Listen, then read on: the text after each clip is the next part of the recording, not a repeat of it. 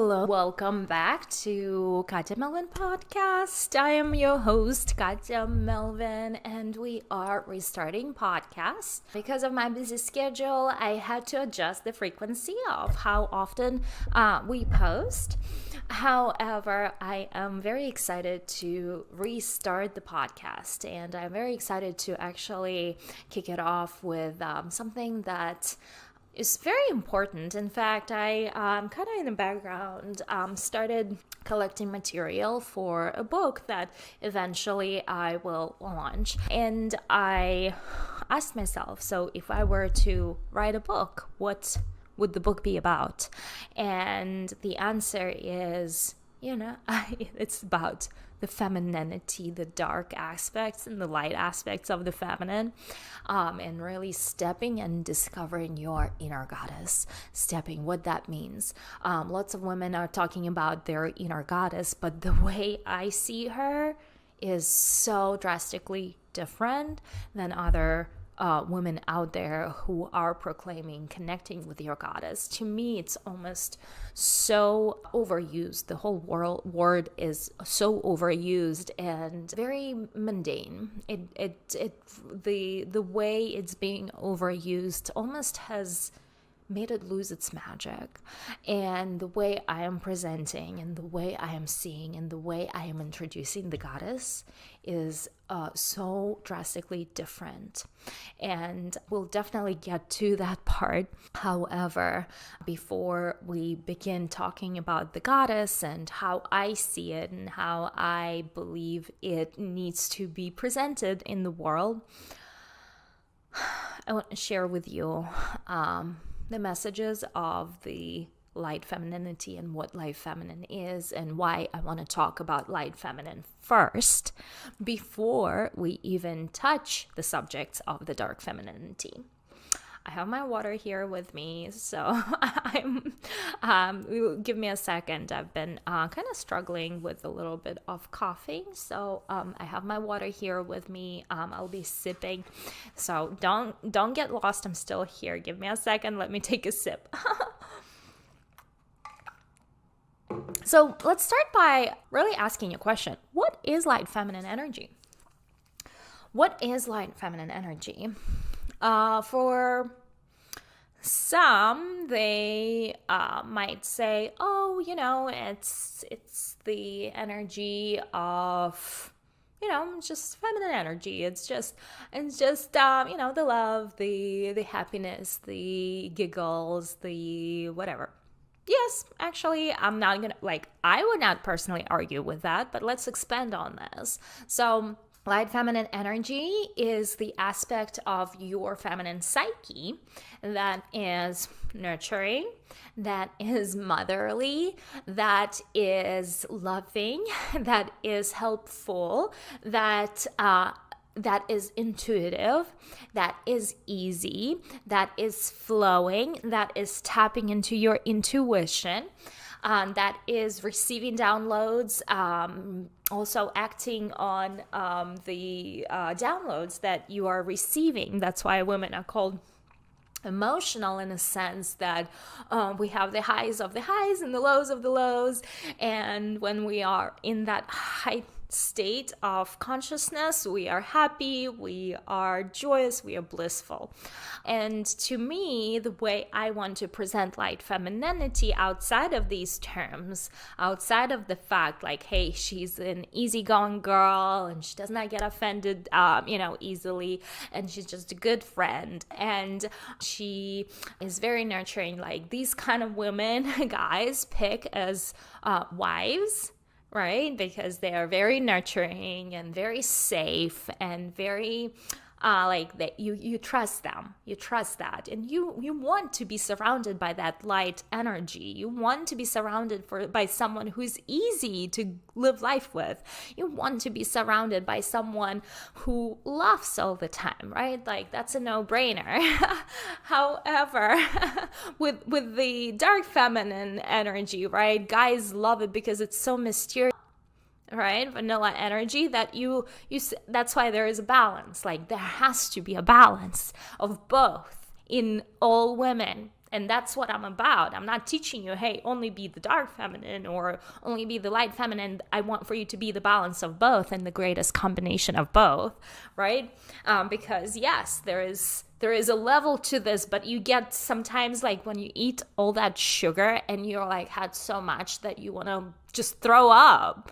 Like that's what light feminine energy is about. Sometimes like you need the lower emotions to ground you, right? And the dark feminine is the aspect of the psyche that is mysterious, that is unknown, that is dark, that is processing the emotions, that is doing the shadow work and overcoming the traumas and all of that, but it's the growth process.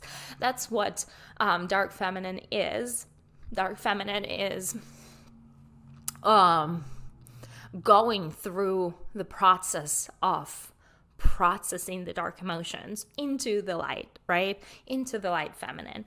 And to me, that's a natural cycle. But in the way it shows up in real life, that, dark feminine energy is assertive, is like goal dreamer, achiever, very kind of there's almost a level of masculinity in that energy, unless like if she pushes too hard. So women who are in their dark energies, they need to know where the balance is, so they're not going into their masculine. And we all have a little bit of masculine, a little bit of feminine within us.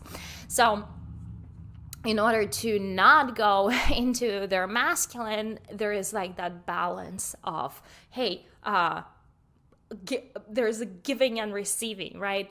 Feminine is all about receiving.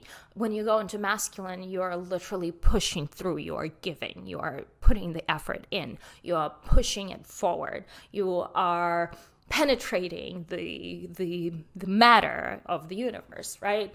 So with that said, the dark feminine is very attractive because it is mysterious, right? And so if guys pick wives for their light feminine energy, pick their mistresses for their dark feminine energies.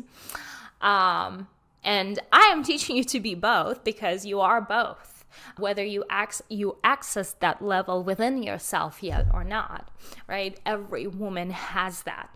So with that said, your light feminine energy, the way I'm presenting it, is your higher vibration, is your higher self. Well, I wouldn't say higher self, because the common sense is the higher self is out there overseeing you. So it's not your higher self, but it is your human incarnation that is able to access the higher dimensions and realities within your human body, because you can only go so much and so far with that, with your ascension.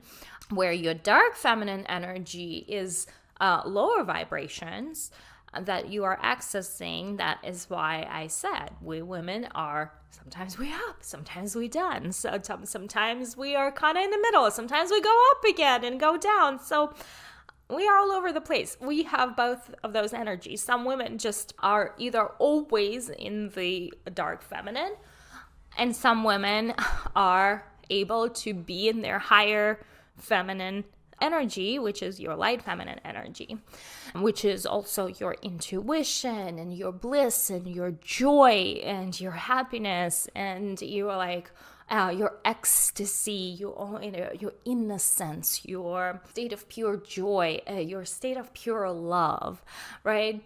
And with the light feminine energy, you have to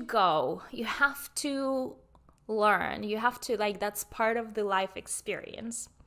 You have to go through the light feminine energy, through the light, because as children, think back when you were just born.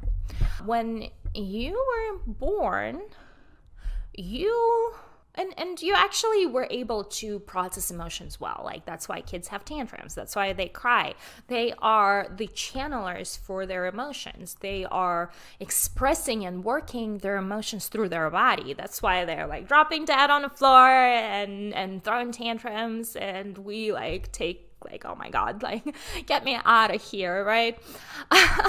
But for kids, it's natural. Like, that's what we supposed to be doing as human beings, process our emotions. It's only later in life we are being hit with all these messages.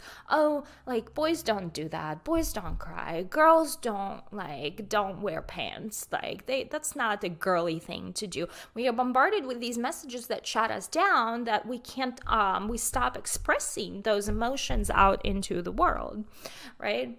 And what happens is we lose our belief and our ability, therefore, to get emotions out of our body.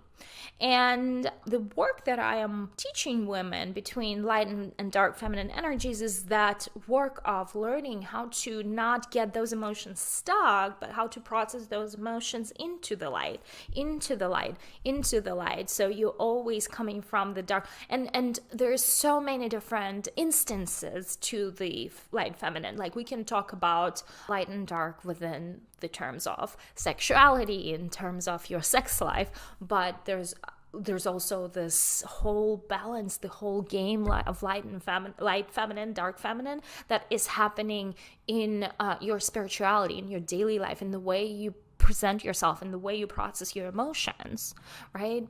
And so, with that being said, your light feminine energy is where you start, because kids start off being very happy. They start off looking at that bug and just full of love and appreciation for the little bug that they see, and the divinity that the creator created the bug, and they're so full of love looking at that bug, where us adults, we're like, psh, ow, the bug is squished.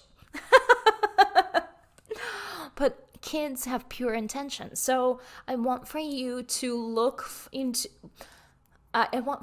at your kids and how they behave as your ideal light feminine way of living life. They live life on the spur of the moment. They live life with heart full of love, with so much love to give, so much happiness, so much joy, so much laughter, and so much bliss for the living. It's only later in life they learn, hey, there's something that is off, that like the way I'm living my life is not fitting in with what my parents want me to do, or how to behave, or I am an inconvenience, and all of that comes later. Right?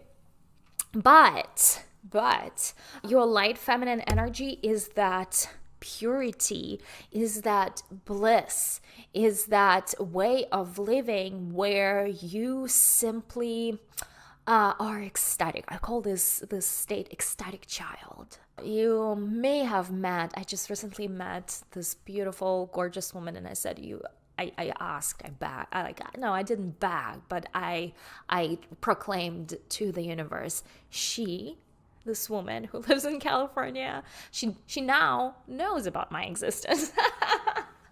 It's slowly progressing, but I said, she's gonna be my friend. Like, I am that. She's vibing. She's my energy, right? And so, I literally told her, you are this expression of the energy of the ecstatic child who is so happy to live life, who is living life from a place of completely falling in love with life itself, from being completely in a state of utter wonder for everything that life has to offer, that life has to give. And that is what I call the ecstatic child. To me, that's the highest expression of the light feminine energy. Another expression of light feminine energy is when I am able to hype myself up in the morning to the point where I am so high in my energy that I live from a place of bliss, that I could cry. I could literally stand, look at the sun, look at the trees, look at everything, and I could cry tears, real tears, love tears. They're good tears. I would become so emotional by how good life is. Now, believe me, it's not easy to achieve, and I have to work towards that. But it seems that once I achieve it once, I'm able to sustain it longer, and I'm able to come back, and there's a process to going there.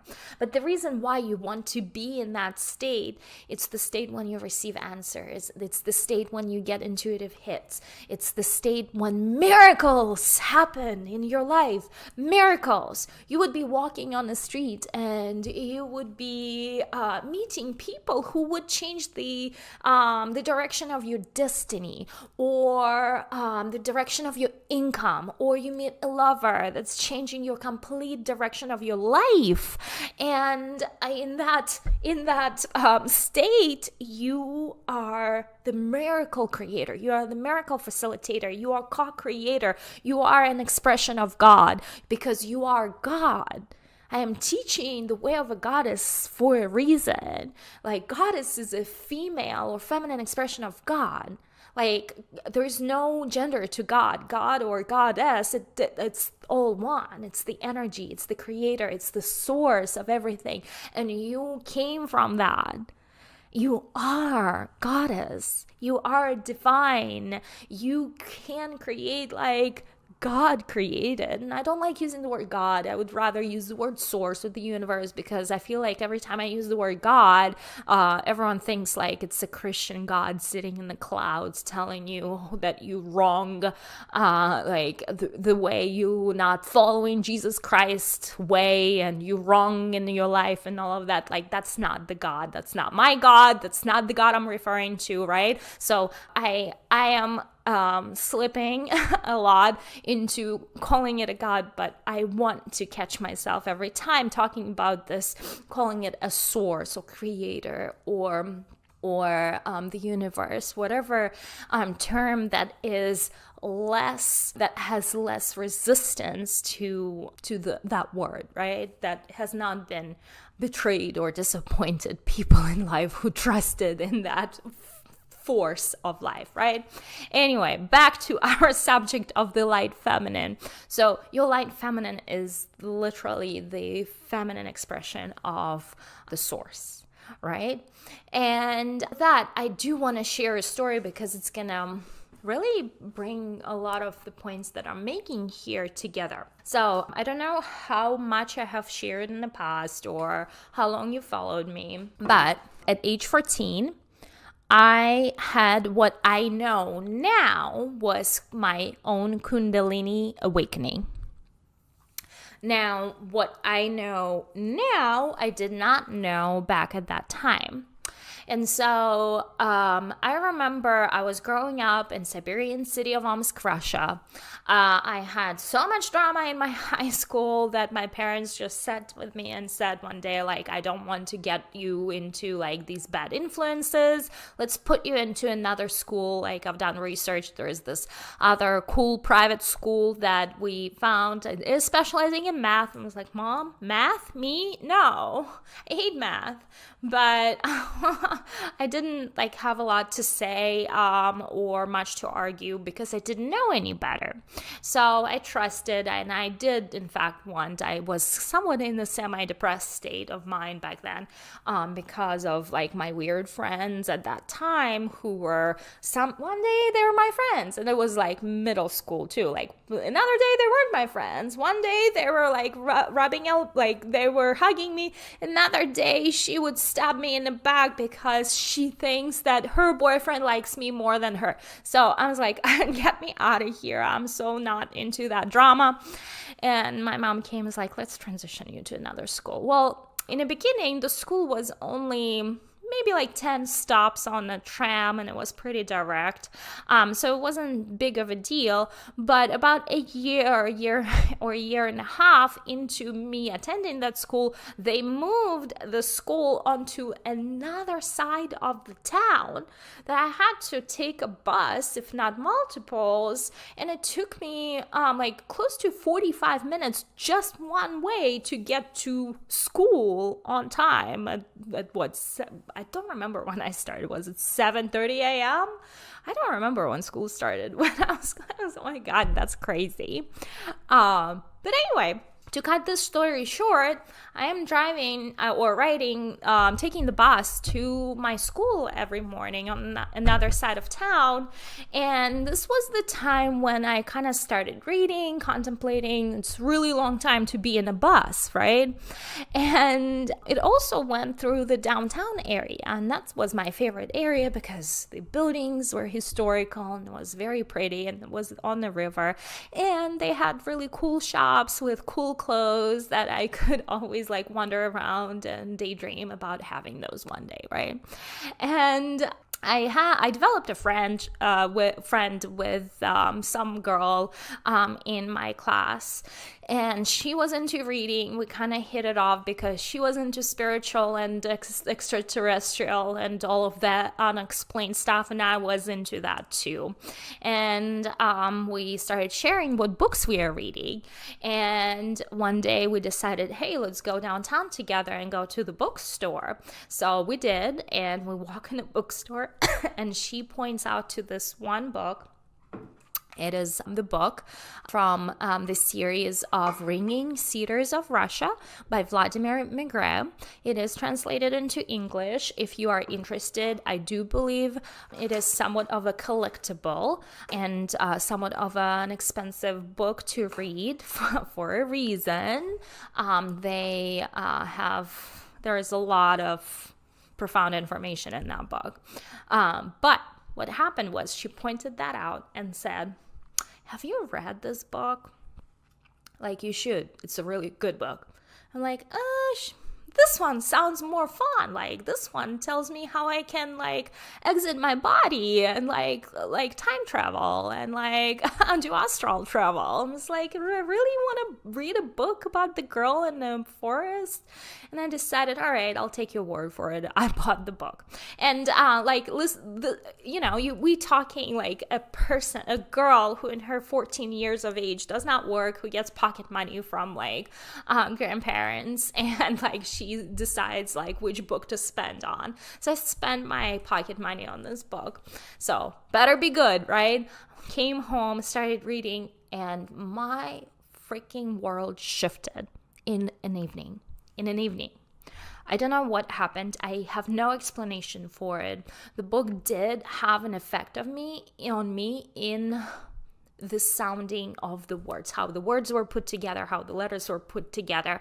The author did claim that the words are structured in a way that's gonna help you open up and access the truth. I thought it was BS, but I experienced the effect on myself and my world shifted. To kind of give you a little bit of an overview of what this was about, it was about a Siberian girl who was born and raised by her grandparents in the middle of wildest woods in Siberia.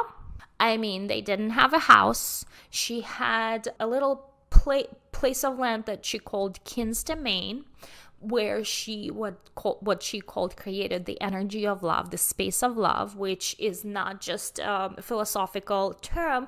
It was very specific as to what it included. It included animals coming to help her and feed her, so she did not have to do any of that. The squirrels would bring her nuts. She was able to read. She was able to understand the language of the animals and the language of the trees. And she was able to read the book of God by literally using trees as letters. She said she shared secrets of how planting a seed in a certain specific way can heal from any illnesses. She shared her worldviews. So it's not a wild animal who is living in the middle of the woods who did not have contact with human beings. It was beyond highly intellectual human. if we can call that, who knew the knowledge of life, the source, who had access to the knowledge, to the Akashic records, to just everything. So she was sharing all of her knowledge, all of her life philosophies, and everything that she knew in those books. The way author met her, he was doing some kind of trading, and on a ship, he just was passing on a river, and he met her, and she shared all of this information, and that's how the book got out there about her. There's it's a series of 9 books. So anyway, back to what it did for me. First of all, I could not put it down. Like, usually I'm not into like reading the whole book in an evening. This was that moment. I was like, I can't put it down. Like, I'm in the middle of, like, sometimes I would be crying tears hysterically because of how much have opened up in my brain, in my still childish developing brain. I almost like felt like a portal opened up in me. So I was able to like literally download answers to all questions at that time. I was like, wow. And another side effect it had on me is that my thinking started accelerating, and it really is the most bizarre thing to explain to someone nowadays, because unless you know what it feels like, you don't know. But when your thinking starts accelerating on top of the purity, in fact, your purity of heart, your innocence, is what really truly accelerated your thought process, because your thoughts right now are not pure enough to be accelerated. And that's what helped me back at that young age. I was so pure in my thinking that it accelerated my thought process, that my thoughts started moving. I don't know what speed of light is, but it sure was not a slow thinking process that normal people have, or me right now, right? It was at least 30 times faster. Imagine a person who thinks that fast. You split-second decisions, split-second downloads, split-second everything. And I have no explanation what happened and how it happened, but like my thought process accelerated so fast that I started feeling that I am ascending. It was a physical sensation. It was a physical sensation. It's not the philosophical jargon that your semi-spiritual teachers are teaching you. Ascension, ascension, ascension everywhere they're using. They have no idea what the hell they're talking about. It was a very physical sensation for me to ascend. I was literally feeling like I started to fly. On the back end, I was having terrible problems with my stomach, like my entire childhood. My parents would take me to hospitals. I would be like ambulances. It was a part of life, like for me as a child, as I was growing up. My grandpa took me to some special salt lake that was so salty that it was literally pink. It was like literally that color, right? Can you see? Yeah, that was the color of that lake. That was supposed to heal me from certain illnesses, and it helped a little bit, but it never went away. I always had like some form of indigestion, some form of stomach problems. And at that time, like I was, I was meat eater ever since I was born. I never questioned that because that was the way of my parents. That's how I was brought up. And after reading a book, after really realizing that the animals are being killed for meat production, and as they are being killed, outside of the fact that they're being killed, when they are being killed, they're producing this hormone of fear, of horror. They're having these shocking emotions. And when I consume that meat, I literally become like a little more dead inside, basically, is how I started looking at it. And I was like, wow, like I don't understand why I'm eating meat, and nobody even told me what kind of nonsense this whole thing is. So I literally became vegetarian. And to move things forward, 2 weeks later, I felt so light on my stomach. For the rest of my life, at age 14, I never had problems with my digestion, with my stomach, with anything, just because I stopped eating meat. And this was the direct result of reading this book. And now on the outside world, this was the biggest indication that something has changed for me. At first, I was being laughed at by my uncles and gonna go away. It's one of those flings. You're gonna get over it. You can't live in Siberia and not eat meat. And just like it's right now in United States, you have all these meat substitutes. In Russia, there's nothing but potatoes, cabbage, and eggs and cheese. Like that's all we had. Like, of course, pasta and rice and stuff like that, but that's all we had. Like, that was the food. Those were the choices to eat in Russia. There's no meat substitutes, especially back then. I don't even think they have it now, although I don't know. It's been a while since I visited. I literally had to eat those things. And people would come to me and like their whole like persona, like every single one. I got so fed up of this question. So how do you get your protein?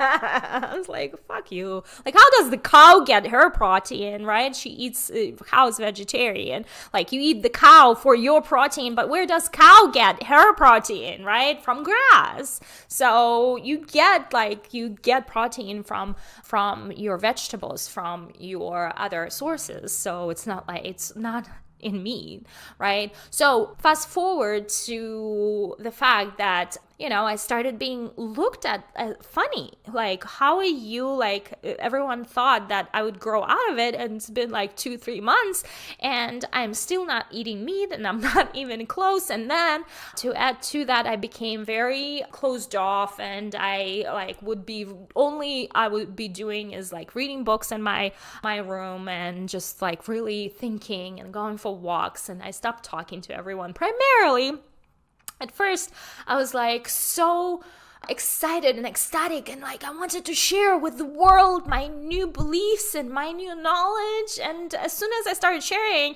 I started being shut down. I started being like, oh, that's bullshit. Oh, you're so naive. Oh, you're just a little kid. Oh, your whole like not eating meat is bullshit. And so I started being shut down with all these messages that were coming to me from my own relatives. I literally had no one to trust. My own mother would tell me that the story that I read is complete nonsense and I should not believe it. Now I was sharing with her my heart, and like it's like feels like somebody spit in my soul. So do you think I would want to share other things with my mom after that? No, she would not even listen to me. She would start arguing with me for whatever reason. So anyway, that has shut me down. And actually what came up recently for me this year is the trauma of being rejected, that trauma that I thought I worked through a long time ago. I healed it, and then like in a new way it came back to me, and I had to rework that whole thing again and again and again. So anyway, that was my experience of having that ascension, having the Kundalini awakening, and being rejected by the world. So I felt I was very lonely and alone, but yet I was also very full with the knowledge and the information and the books that I was downloading. And I, during that time, was able to access highest states of bliss. The most high, I would be just elated. That's where the term ecstatic child came from, because I was that ecstatic child. But also with that also came periods of total despair when I could not live in this world. I felt so much like I felt that I don't belong. I felt that nobody understood me. I felt that I did not belong. And I had my very lows of the lows, right? And during that time, the reason why I'm sharing the story with you, because I was able to access that really high level of ascension that I call light feminine, right? I was the light feminine. I was the light. I was able to access that divine highest level. Like I almost lived in a different dimension at that time. And this lasted for about a year and a half, maybe 2 years. And I was pretty much into myself, in being quiet, sitting, reading my books. Still, like, my mom would like sit with me and talk to me like, oh, maybe how about like going to visit a psychiatrist. I was like, Mom, no. So that's the kind of rejection that I was feeling, right? And I was still going to school. There's still like the whole high school drama, all of that. And I was like really under pressure to perform because like I was getting ready to go to university. So I literally studied. I only slept for 4 hours, not even kidding you. And I studied a lot, and all that pressure and peer pressure, school pressure, all sorts of pressures, plus low vibe at school has taken a toll. And my portal, my kundalini started to shut down. And just like it came to me very unexpectedly and very quickly, it disappeared very unexpectedly and very quickly for about a period of 2 weeks. I felt physically that I was in a state of falling. And I physically felt the fall. Like I physically felt that I am falling and I'm trying to grab something to stop the fall and I can't. Like, it's like falling from a skyscraper, but try to do it for 2 weeks straight. And I felt like I'm falling. And then it stopped and I was back to normal. It was the weirdest thing ever. But back to normal meant to me that from being able to access these highest states of emotions, these highest states of bliss, these highest states of existence, I now had to be average and not experience the states of bliss. And it has really shut me down even more from the perspective of I became angry. Why did this happen? What did I do wrong? Why did I fall? How can I go back to it? And I can't. And I couldn't go back to it. And so I became very angry. I became angry because I was now in a low level of life and I was not able to access my highest spiritual levels. And then it was also time to for graduations and for going through exams to go to university. And I was admitted to university, and this was completely new life that I was starting, completely new environment where people did not know me. And I was so angry. This was my angry stage. I was a very angry teenager. At the world. I was angry at the world for what happened to me. I decided, you know what, since I'm not my highest self anymore, and I'm not in that identity of being in my very light feminine,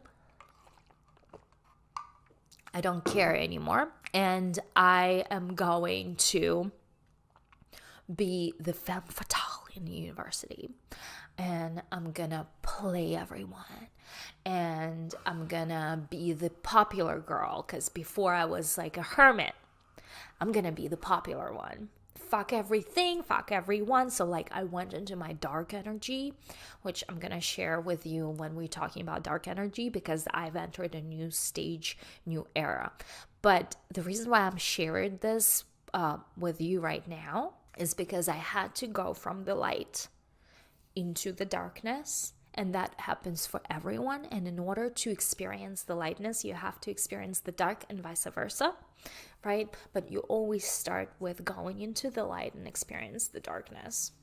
I always say your light emotions are to the extent of your darkness. And it's true for everything. You can't experience light without experiencing darkness, right? With that said, this is my story of Kundalini awakening. But this is my story of the light feminine. But the light feminine is also very much misunderstood, because during the times of patriarchy, and I'm so happy and so glad that we are not there anymore, and we, like, as women, rose up to our feminine power and claimed what we deserve, and the journey continues, and it's not going into women taking over the world and turning into matriarchy now, but it's going into a collaborative effort of the feminine and the masculine, because we now understanding and ascending to the level of you need to have both. It's about both masculine and the feminine leading and living life together, right? So nothing to be afraid of, but everything to be celebrated, because the masculine is now understanding the need for the feminine and respecting, giving space for that, and more understanding and allowing for the cycles and emotions to go through. So more and more masculine energies are understanding, giving space to that too now, and the feminine are rising, knowing that they are safe to now self-express. They're still being loved and understood by the masculine and the other feminine. We are collectively stepping into our own power about this, right? However, only like for the past 2,000 years, we've been living in the world of patriarchy, and being feminine has been considered a weakness. There are still cultures out there who don't value you. If you are born as a girl, they don't consider you being valuable. They, to the point where they would even leave you all alone to die as a baby on the streets if you are not a boy, if you are not a provider. And it's a really sad way of living life and being. As women, we've been, because of our emotions, we've been proclaimed witches, we've been burned, we've been exiled. So there are still lots of people here, both men and women, who think being women is a weakness. Being feminine, right? Light feminine. So they would go into their masculine energy, but it's actually an injured feminine instinct that's kicking in, right? Injured feminine instinct to be like a man or act like a man. And it served its purpose in the beginning, like in when did the feminist movements started, right? It served its purpose. And it now needs to go, right? It served its purpose, because without it, we wouldn't be here right now demanding the equal rights. It started there, right? But from here, the path is collaboration, not pretending or demanding to wear the pants or be like men, because we are nothing like men. We are built differently. We have different emotional ways of living. Like, we are different, right? So being feminine is not weakness. It is not considered like light feminine is not weakness. Being intuitive is not weakness by no means, right? And on my sheet here, I wrote down what a toxic light feminine looks like, so women could recognize themselves in these patterns, which is another something that I want to talk about. Insecurity, right? Insecurity is something that is a toxic light feminine, right? You have that need to be people pleasing. So keep in mind, this is fake light femininity that many people mistake for light femininity. Being too nice to everyone, people pleasing, saying yes, not being able to say no, being so insecure, really paying attention to how you look on the outside, being people pleaser is a toxic expression of your light femininity, right? You also opening doors to being abused by emotionally and even physically if you are not stopping that penetrative energy of an abuser, right? If you are allowing to be abused, and it starts slowly, and it starts with emotional abuse first, right? You're accepting other opinions and judgments as truth, and you are completely devaluing your own opinions or your own feelings. For one, you just are not even aware what they are because you have lost touch with yourself so much, right? And you don't pursue your dreams because somebody said that they're BS, right? That's an expression of toxic light feminine. You are unable to say no. You feel like others walking all over you. You're abusing your kindness. You are sacrificing your own voice. I just finished reading a book called by Britney Spears called The Woman in Me. I had no idea how this poor girl was abused and by her own family, put into mental institution, have been captured by her own family for money, for profits. Like, we're talking millions and millions of dollars in profits. And she was so people pleasing, she was not able to say no. So I did enjoy listening to this book. It's more of an autobiography, just if you are, like, it's not deep, but it's very interesting. We all know Britney Spears. So I have discovered there's so many aspects I had no idea about with my perception what celebrity life should look like, how that it's like the tops of success, and it's absolutely not. She probably lived worse than the life that your average woman lives, right? So that's expression of needing to please, being afraid to say your opinion, being afraid that something bad's gonna happen. In her case, her kids were leverage. So if she would express her opinion or stand up for herself, her dad would say, oh, you're not gonna see your sons, right? So those are the expressions of toxic feminine, and I need for you to really understand and recognize yourself.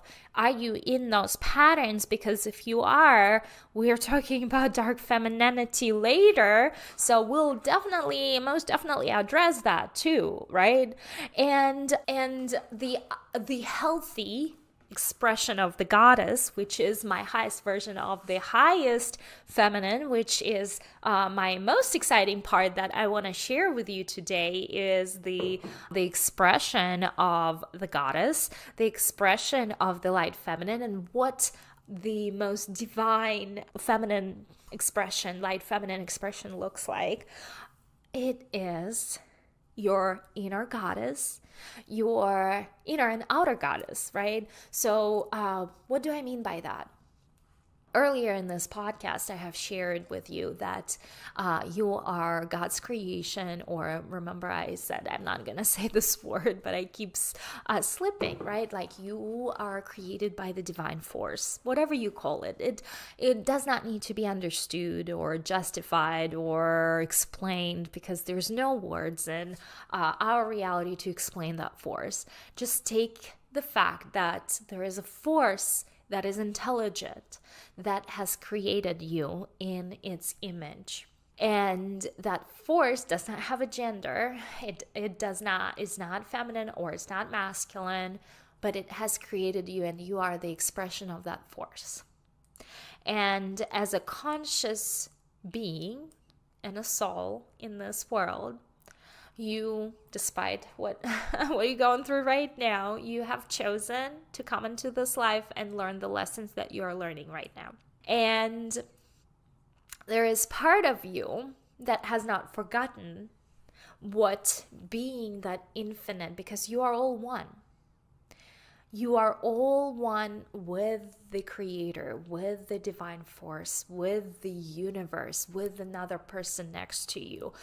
We are all one as energies. We are nothing but energies. One of my favorite little video clip, I think you can find it on YouTube, was, I think, a girl and a guy laying on a grass, like on a blanket, doing their picnic, and then the camera goes into their bodies, and it goes into the cells, and then it goes into the atoms, and then like it goes further until there is nothing.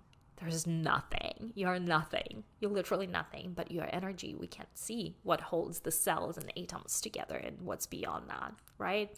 And then it going back to them laying on the grass and going up into the universe, through the planets, through the galaxies, through the nebulas, through all of that, into black hole. I'm not into astronomy. I don't know if I'm like terminology wise, like into, but yet again into nothingness.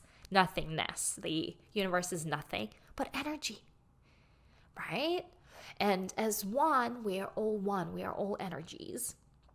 And we have, like in our human form, we have our psyche, right, that blocks and prevents us and have our own identities that we've been building, limited identities that we've been building for ourselves based on our own perception of the world. And in the end, we are all one. We are all this one spiritual form. We are all God. We are all creator. We are all the divine force as one.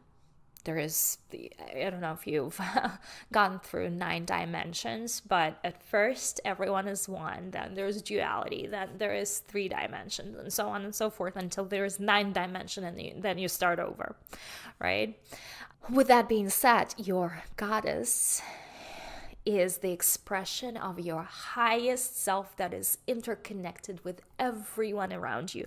And it's done in a state of pure bliss, pure ecstasy, pure ecstatic child energy that is pure and innocent and blissful and powerful. And it knows it can create worlds and birth planets and have sexual orgasms and have ecstatic explosion through the energy of bliss and creation of new things through bliss, because that is how the creator created you and everything else in this world, through bliss, love, whatever you call it.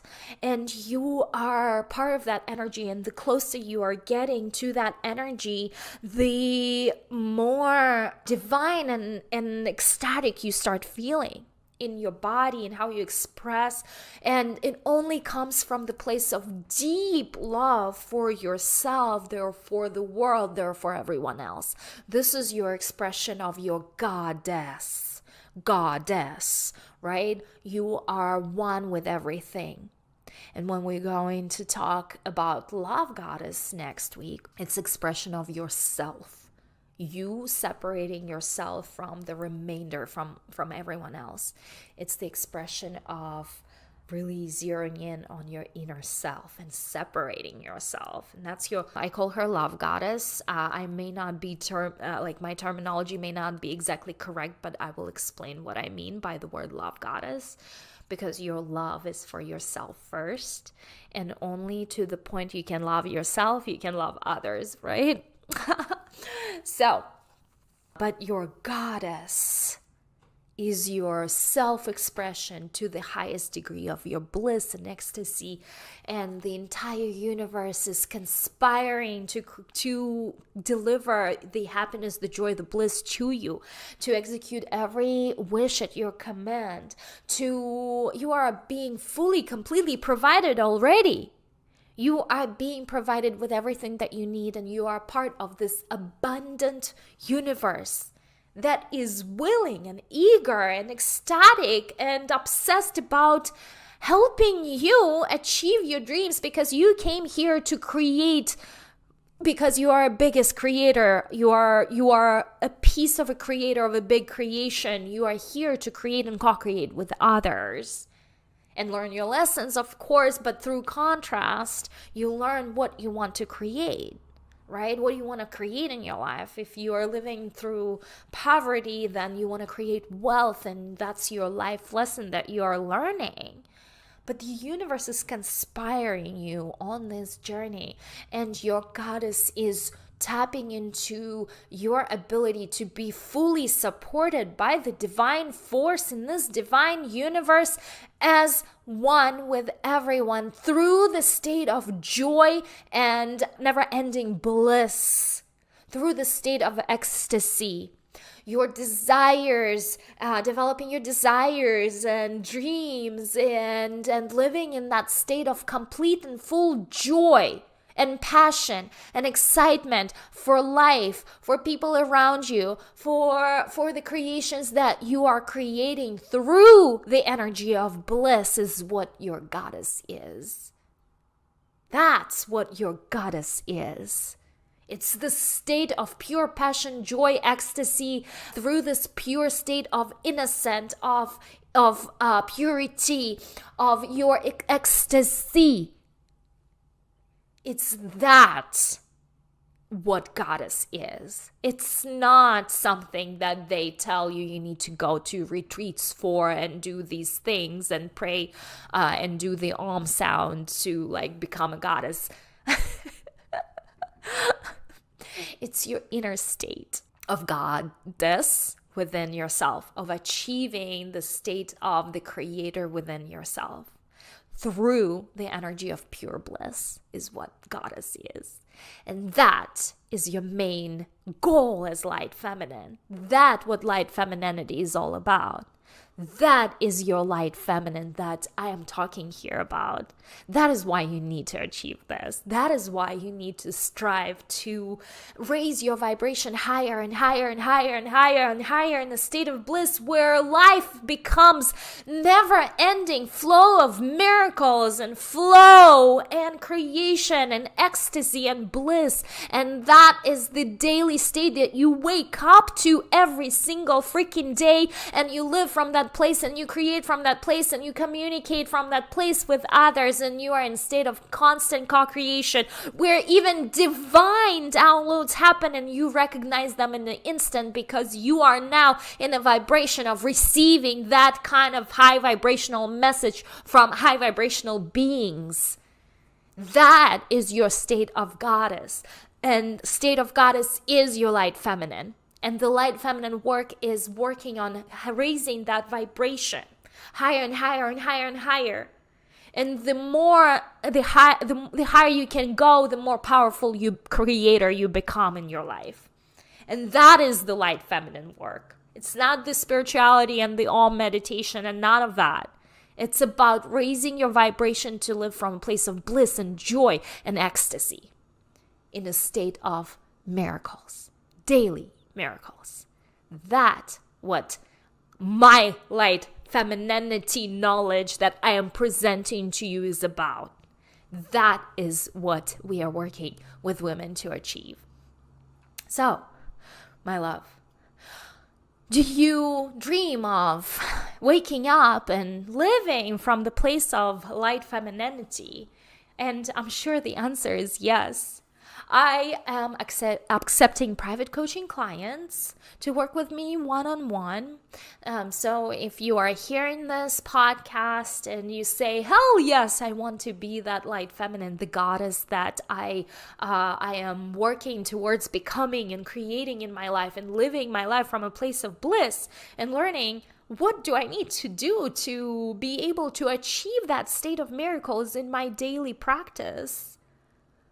I invite you to work with me one-on-one. So send me a DM, find me on Instagram, it's Katya Melvin, or find me on, what do we have? We have lovegodesss.com, send us a message on our website, or find me on Facebook, I'm everywhere. Send me a message with the word miracles, and actually, you know what? Let's use the word goddess. Goddess.